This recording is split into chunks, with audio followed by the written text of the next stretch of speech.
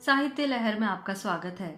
आज आप सुनेंगे मालती जोशी जी की कहानी अब कौन गुननते रिझाऊ पिया।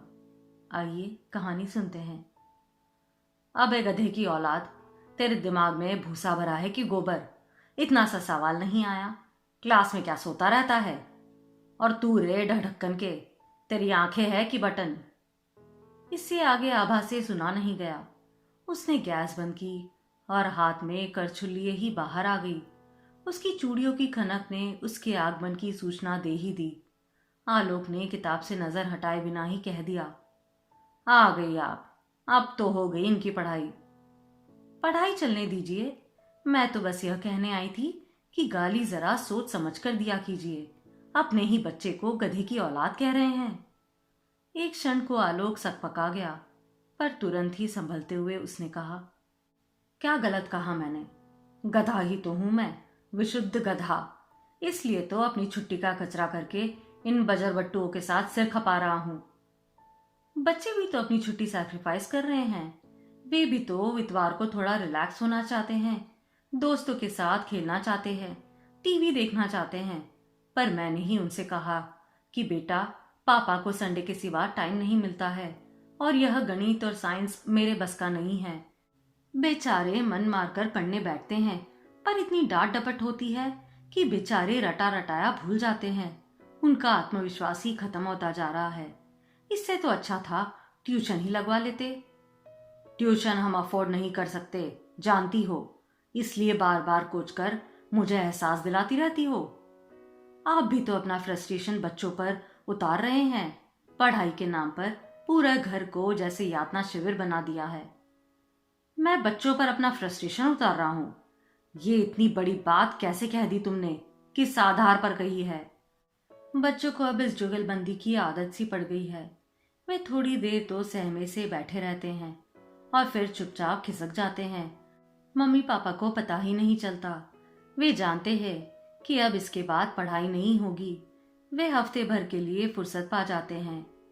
बक झक कर आभा रसोई में लौट आई, पर खाना बनाने का सारा उत्साह ही खत्म हो गया था।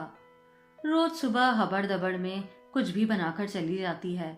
शाम को लौटती है तो सारी ऊर्जा समाप्त हो चुकी होती है और ढेर सारे काम उसकी बाट जोते रहते हैं। तब सोचती है कि खिचड़ी की हांडी चढ़ाकर सबको परोस दे, पर जैसे तैसे 4 रोटियां तो डालनी ही पड़ती है। इसलिए हफ्ते भर की कसर वह संडे को पूरी करना चाहती है। उस दिन कुछ स्पेशल बनाने का उसका इरादा होता है। इसके लिए वह पत्रिकाओं से, टीवी से रेसिपीज उतारती रहती है। लेकिन इतवार के दिन घर का वातावरण कुछ इतना बोझिल हो जाता है कि उसके बाद संडे स्पेशल का कचरा ही हो जाता है। ना उसे बनाने का उत्साह रह जाता है, ना खाने वालों को खाने का। बस एक रस्म अदायगी सी होकर रह जाती है। आभा को समझ में नहीं आता कि उसकी जिंदगी औरों की तरह स्मूथ और सरल क्यों नहीं है। लोग तो इससे कम में भी गुजारा कर लेते हैं और खुश रहते हैं। आलोक पहले भी बहुत खुश मिजाज नहीं थे, पर अब तो बहुत ही असहिष्णु हो गए हैं। उस पर आती है तो वह तुर्की बतुर्की जवाब देकर उन्हें चुप कर देती है। पर बच्चों को तो झेलना ही पड़ता है और ज्यादा झेलना पड़ता है। जब पत्नी पर वश नहीं चलता तो सारा गुस्सा बच्चों पर ही उतारते हैं। बच्चे तो बेचारे उनसे दूर ही भागते हैं, क्योंकि किस बात पर उनकी शामत आ जाएगी कुछ कहा नहीं जा सकता। घर में बैठे मिल जाएंगे तो डांट पड़ेगी कि दिन भर टीवी से चिपके रहते हो। खेलने नहीं जाते, खेलने जाएंगे तो घड़ी के कांटे पर नजर रखी जाएगी, एक एक मिनट का हिसाब मांगा जाएगा। खेलते समय कपड़े गंदे हो गए या मोजे फट गए तो डांट पड़ेगी, चोट लग गई तो डबल फटकार मिलेगी। घर पर अक्सर मिलने वाले आते ही रहते हैं। अगर उन्हें दरवाजे पर ही खड़ा करके बच्चे सूचना देने भीतर आ जाएंगे तो बुरी तरह झल्ला जाएंगे। इतनी भी तमीज नहीं है कि मेहमानों को पहले भीतर बिठाओ।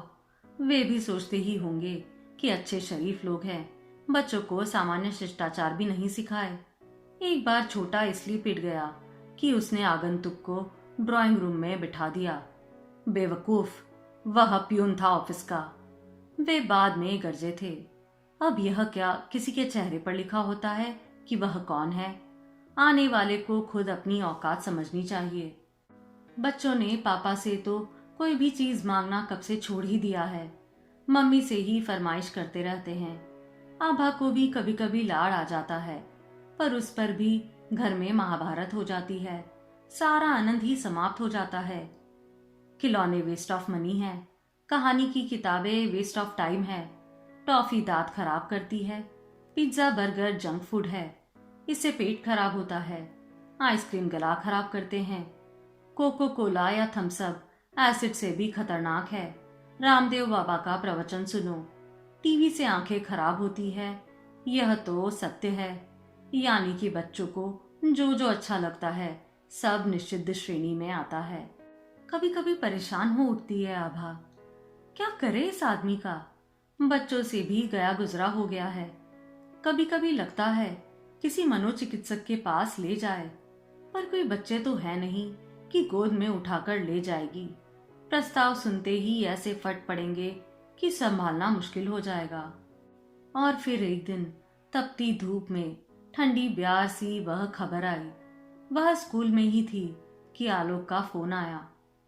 डार्लिंग, खुशखबरी है। खुशखबरी तो बाद में, वह तो डार्लिंग सुनकर ही निहाल हो गई। क्या खबर है, सुनाइए, उसने पुलकित होकर कहा। प्रमोशन ऑर्डर मिला है। सच? बहुत बहुत बधाई, बहुत दिनों से ड्यू था ना। पर एक गड़बड़ है। क्या? बाहर जाना पड़ेगा। तो मना कर दीजिए ना। नहीं कर सकता, उसी शर्त पर तो प्रमोशन मिला है। कहाँ भेज रहे हैं? मोरेना डिस्ट्रिक्ट में, कहीं इंटीरियर में। वह तो डाकू एरिया है। डाकू कहाँ नहीं है, ये जो मेरा प्रमोशन इतने दिनों से दबाकर बैठे थे वे तो डाकुओं के सरदार है। वह दंग रह गई। दफ्तर में बैठे इतनी बड़ी बात कह रहे हैं। उसे डर तो लगा, पर खुशी भी हुई। समझ गई कि एकदम रिलैक्स हो गए हैं, इसीलिए तो। उसने मुंह फुलाकर कहा, ये ट्रांसफर की खबर थोड़ी रुक कर नहीं बता सकते थे? सारी खुशी आधी रह गई। बात भले ही उसने रूठने वाले अंदाज में कही हो, पर वह सच थी। प्रमोशन की खुशी सचमुच आधी रह गई थी। घर लौटते समय उसके मन में विचारों का बवंडर उठ रहा था। क्या उसे नौकरी छोड़नी पड़ेगी? क्या वहां प्राइवेट स्कूल होंगे? क्या वे लोग अच्छी सैलरी दे पाएंगे? और 2-3 साल बाद अगर आलोक का फिर ट्रांसफर हुआ तो क्या उसे फिर नौकरी तलाशनी होगी? उसका तो खैर ठीक है, पर बच्चों का क्या? क्या उन्हें इतना अच्छा स्कूल मिल सकेगा? वहां उनके व्यक्तित्व का ठीक से विकास हो सकेगा? दुनिया भर के प्रश्न थे, पर फिलहाल उसने उन्हें मन पर हावी नहीं होने दिया। घर लौटते हुए वह आइसक्रीम और बुके लेती हुई आई। बच्चों को उसने समझा दिया कि पापा के आते ही फूलों से उनका स्वागत करे। उसने मनोयोग से आलोक की पसंद का खाना बनाया, बच्चों के कपड़े बदले, खुद भी एक प्यारी सी सिल्क की साड़ी पहन ली। अगरबत्तियां जलाकर घर का वातावरण सुगंधित कर दिया। तीज त्योहार पर जलने वाले लैंप को जलाकर ड्राइंग रूम में इंद्रधनुष छटा बिखेर दी। उसका मन तो पर्दे और सोफे के कवर बदलने का भी था, पर उतना समय ही नहीं था। ऐसे अभूतपूर्व स्वागत की तो आलोक ने कल्पना भी नहीं की थी। वे तो एकदम अभिभूत हो गए। बहुत दिनों बाद उन्होंने बच्चों को खुलकर प्यार किया। एक अरसे बाद पत्नी की साज सज्जा को नजर भरकर देखा। खाना भी सानंद संपन्न हो गया। खाने की मेज पर 2-4 चुटकुलों का आदान प्रदान होने से माहौल खुशगवार हो गया। मतलब यह कि सब कुछ योजनाबद्ध तरीके से होता चला गया, कहीं कोई व्यवधान नहीं हुआ। आभा ने राहत की सांस ली। सोच लिया कि आज की रात भी सेलिब्रेशन की रात होगी। खुश हो? बिस्तर पर आते ही आलोक ने पूछा। बहुत बहुत खुश हूं, आभा ने पति की छाती में मुंह छुपाते हुए कहा। बहुत दिनों बाद तुम लोगों को इतना खुश देख रहा हूं। बहुत दिनों बाद इतनी अच्छी खबर जो मिली है। मैं तो बहुत पसोपेक्ष में था, प्रमोशन नकारने की सोच रहा था, पर तुम लोगों को इतना रिलैक्स देखकर सारा असमंजस दूर हो गया। प्रमोशन नकारने का तो सवाल ही नहीं उठता। कितनी लंबी प्रतीक्षा करनी पड़ी है, तब यह दिन आया है। बस एक ही मलाल है कि हम लोग अभी साथ नहीं चल सकेंगे। मेरी नौकरी की तो ऐसी कोई टेंशन नहीं है, पर बच्चों को मिड सेशन में डिस्टर्ब करना ठीक नहीं है। आप तब तक वहां मकान वगैरह ठीक कीजिए, मैं यहाँ धीरे धीरे पैकिंग करती रहूंगी। बस परीक्षा होते ही हम लोग आ जाएंगे, रिजल्ट के लिए भी नहीं रुकेंगे। तुम लोग क्या वहां साथ रहने की सोच रहे हो? नहीं तो क्या, हम लोग यहाँ अकेले पड़े रहेंगे? बहुत छोटी जगह है। हुआ करे, शुक्र है कि आजकल हायर सेकेंडरी स्कूल हर जगह हो गए हैं और बच्चे जब तक छोटी क्लास में हैं साथ में रह ही सकते हैं। बाद में देखा जाएगा, हो सकता है 3 साल बाद किसी अच्छी जगह ट्रांसफर हो जाए। आलोक कुछ देर चुप रहे, फिर धीरे से बोले, तुम लोगों को खुश देखकर मैं कुछ और ही सोच बैठा था। क्या? यही कि तुम लोग शायद इस बात का जश्न मना रहे हो कि यह बला कुछ दिनों के लिए तो टली, कुछ दिन तो अमन चैन से गुजरेंगे। आबा छिटक कर एकदम उठ बैठी। कम से कम आज तो उससे आगे बोला ही नहीं गया, रुलाई से गला रूंध गया था। सॉरी यार। क्या सॉरी? वह तुनक कर बोली।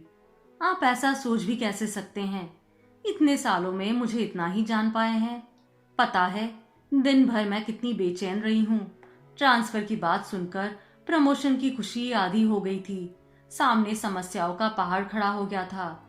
पर मैंने सोचा आज का दिन सिर्फ खुशी मनाने का है, समस्याओं के लिए जिंदगी पड़ी है।